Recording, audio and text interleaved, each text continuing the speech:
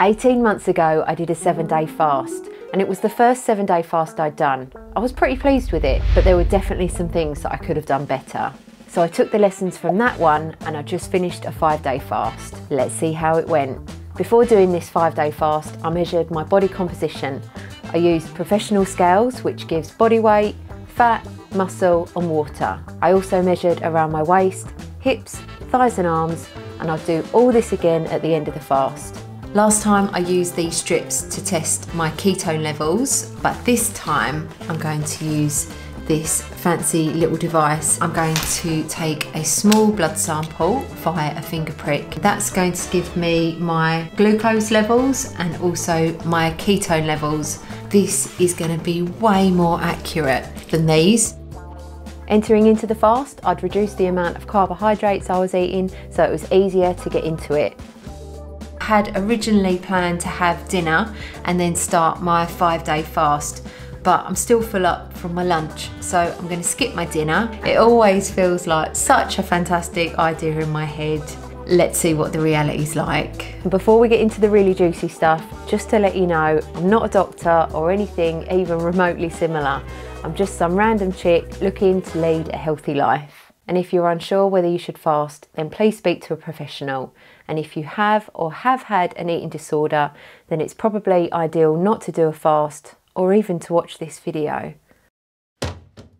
Things are feeling pretty normal at the minute, just because usually I intermittent fast. But I very much doubt I'm going to feel like this tomorrow morning. Although I shouldn't set myself up for failure, should I, Charlie? After getting great results from my 7-day fast, I wanted to stay on top of things. Before that 7-day fast, I'd had some weird middle-aged body stuff going on, but I'd managed to get rid of the stomach pains, the burping, and the deep lethargy that I'd had for months. Some people in the comments of that video suggested that I may have had Candida, Helicobacter pylori, or even a parasite. Gross. Whatever it was, I got rid of it. And if you want to see that 7-day fast video, then I'll add it up here. Another reason I fast is because I really dig all of the health benefits, and it's said to help prevent diseases such as cancer, diabetes and Alzheimer's. It can also reduce cholesterol and inflammation, and I find it extremely beneficial for my adventures where food can be limited. I'm feeling quite optimistic about this fast, mainly because I've done it before and I know what to expect. Also that I'm going to do things differently this way, and hopefully I won't have quite so much of a roller coaster. So at the minute, I'm feeling that this is going to go well, but things could change.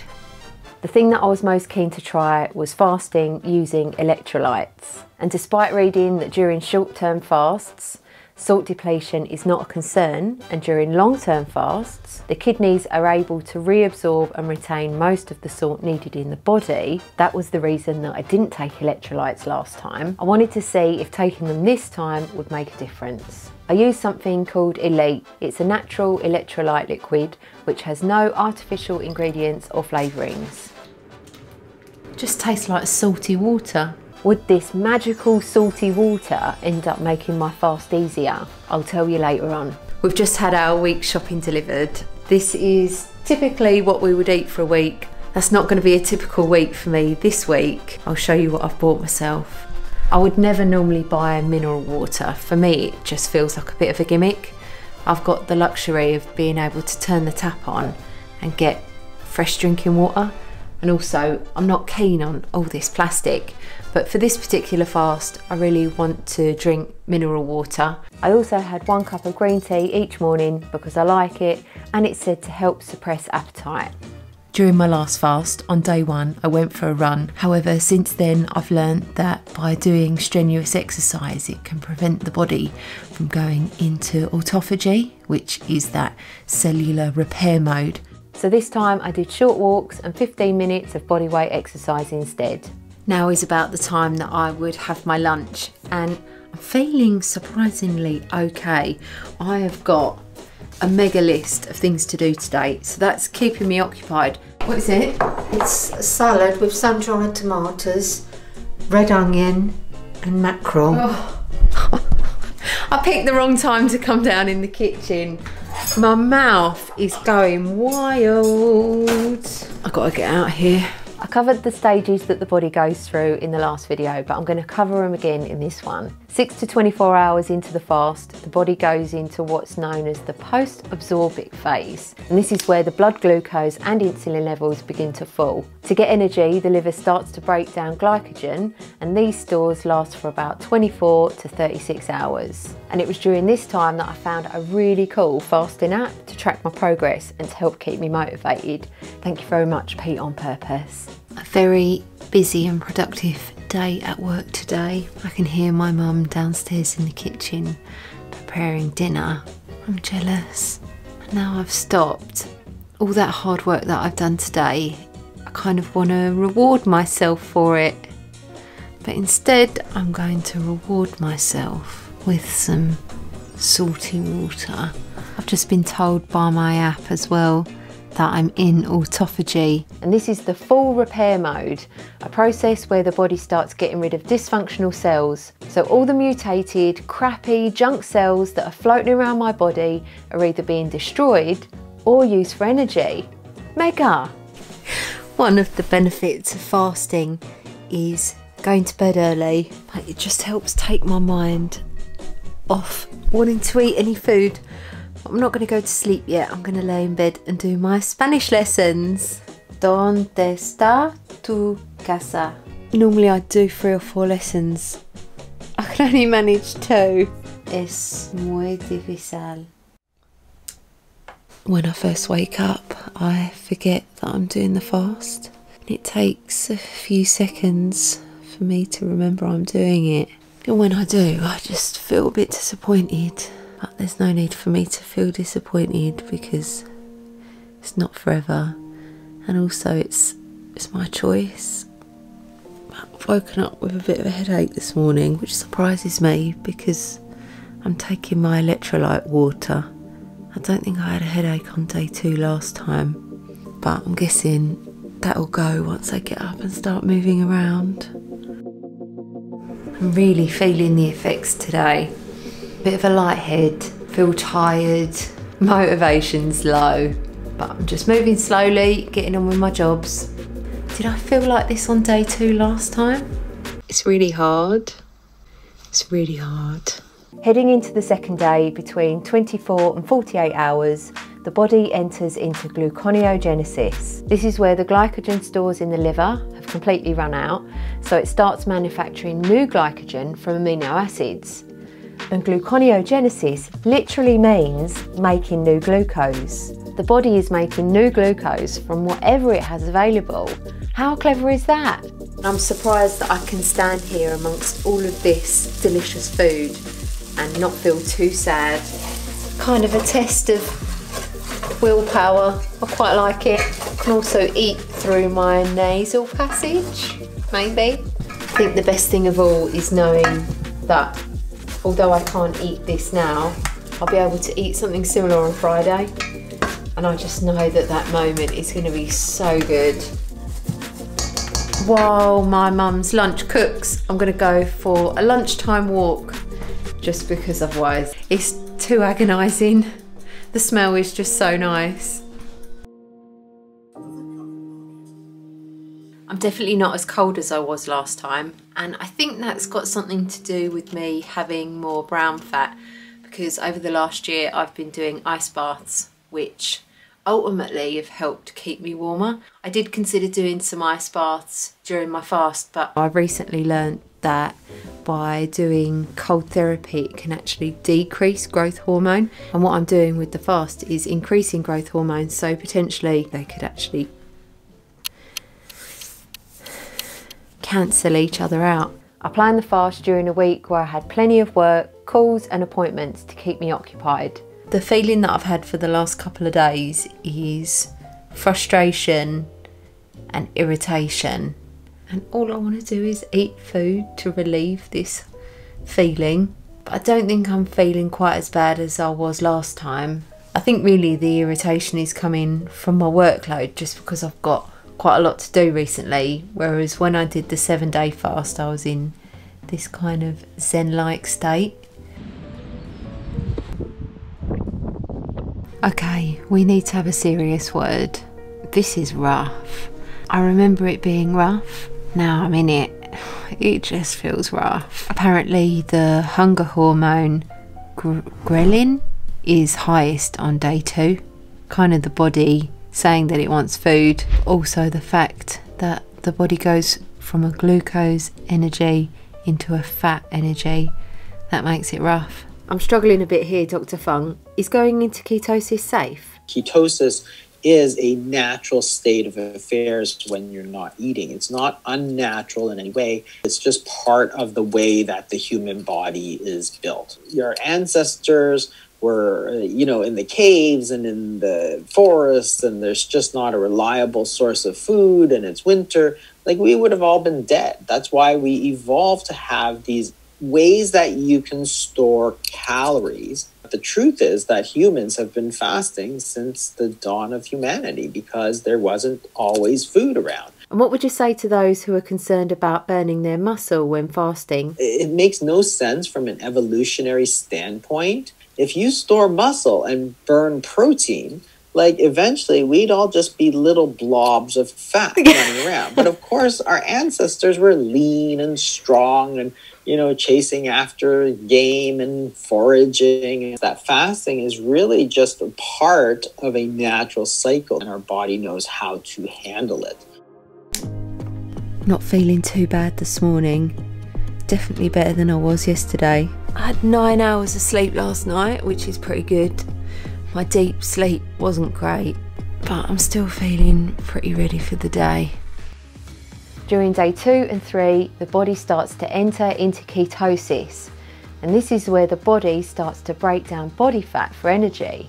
It uses fatty acids to produce something called ketones, and this is to fuel the body and the brain. I'm well and truly into ketosis, and I know this because I did a blood ketone test this morning, and also I've got the worst taste in my mouth. It feels really good to be in ketosis because I know that the way that I was feeling yesterday, I'm unlikely going to feel that again, and it's just going to keep getting better from now on. Last time I did a fast, I had this feeling on day 4, so it feels great that my body is able to adapt much quicker this time.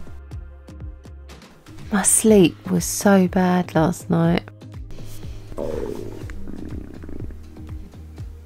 So far this time round has been much easier than the last time, probably because I knew what to expect and probably because I had prepared my body to do this. I haven't particularly been overly hungry today. Saying that, if someone told me I could eat, I would probably bite their hand off. I'm meeting a few people today. I've still got this really peculiar taste in my mouth. I'm going to do a super double toothbrushing session because I'm a bit paranoid that people can smell this ketosis breath. I've hit a bit of a brick wall in terms of physical and mental energy. Getting these updates on the app was such a morale boost, especially when it got a bit tough, because I could see the benefits my body was going through. And I'm thrilled that the live fasting tracker wanted to support this video. This is an intermittent fasting app which I discovered during this fast, and it's free to download on Apple and Android. It's a fantastic tool to keep track of how many hours you've fasted, and it gives milestones of what's going on in your body during the fast. The app is great for extended fasts like I'm doing, and also great for intermittent and alternate day fasting. In fact, if you fast or you want to try it, this app is for you. It has a knowledge bank of over 250 articles and dozens of videos related to fasting, all of which are backed by science. You can create a circle of friends, co-workers or others who are fasting at the same time as you to keep you on track, and you can link the app to your fitness tracker. And all this is for free. And if you decide to go premium at $2.99 a month, you can schedule fasts, track body composition with private pictures and measurements, and keep an in-depth record including ketone measurements and blood glucose. Men's Health loves it, and so does Forbes, Good Morning America and the BBC. And I love it too. It's easy to use and free to download. Click the link in the description for your free download or scan this QR code. A massive thanks to Life for supporting this video and for making this 5-day fast easier. You know what day it is? It's Friday. It's Friday. It's Friday. It's Friday. I've got the Friday feeling. I've still got 10 hours to go. I've worn myself out doing the Friday dance. Oh, I can't believe that I'm going to put this bit in. You are not going to believe what just happened. This is so bizarre because I think that I need to go. I wonder if it will make the video. But people did ask in the last one, so I feel as though it's an important part. What are those white lumps? And then from day 5, and this is the best bit for me, because this is the protein conservation phase, and this is where the body has an increase in growth hormone. And this allows the body to maintain its muscle mass despite having no food as fuel. This is the best bit for me. I'm unlikely going to feel that again. I'm feeling that this is going to go well. I'm actually struggling a bit today. Oh, yes. 16 minutes until I start eating again. Yes. And I'm going to do my refeed a little bit differently this time.